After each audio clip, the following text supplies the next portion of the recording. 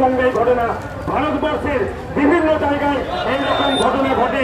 সে উত্তরপ্রদেশ হোক, মধ্যপ্রদেশ হোক, রাজস্থান হোক, ছত্তিশগড় হোক, কর্ণাটক হোক, যে কোনো জায়গায় হোক, যেখানেই হোক, কোনো জায়গায় যদি শাসক থাকে, সে শাসক যদি ভাবে যে তার মেয়ের তো নয়, অন্য মেয়ের উপর অত্যাচার হচ্ছে, তাহলে বলবো ভুল করছেন। আজকে আপনি এখানে যদি বিরোধী হন, তাহলে অন্য কোনো জায়গায় শাসক আছেন, আপনার নেতৃত্বেও আপনার মুখ্যমন্ত্রী, আপনার দলের মুখ্যমন্ত্রীরাও যদি মহিলা নির্যাতনে কোনো পদক্ষেপ না নিয়ে থাকে, তাহলে আমরা ধিক্কার জানাই এই সভা থেকে মহিলাদের উপর নির্যাতনের বিরুদ্ধে। এই সভা থেকে নাগরিক সমাজের তরফ থেকে এই সভা থেকে ধিক্কার জানাই। আগামী দিনে এই ধরনের অপরাধীদের একমাত্র শাস্তি ফাঁসি, ফাঁসি, ফাঁসি।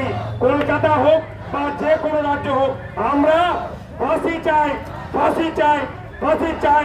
মহিলাদের নিরাপত্তা চাই, ভালো করে বাঁচার অধিকার চাই, মহিলাদের ভালো পরিচয় চাই।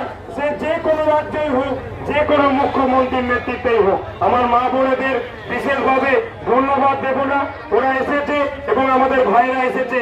সকলে আগামী দিনে এই লড়াই আরো জোরদার করতে হবে। এই লড়াইয়ে যদি উপযুক্ত শাস্তি ফাঁসি না হয়, আমরা আবার রাস্তায়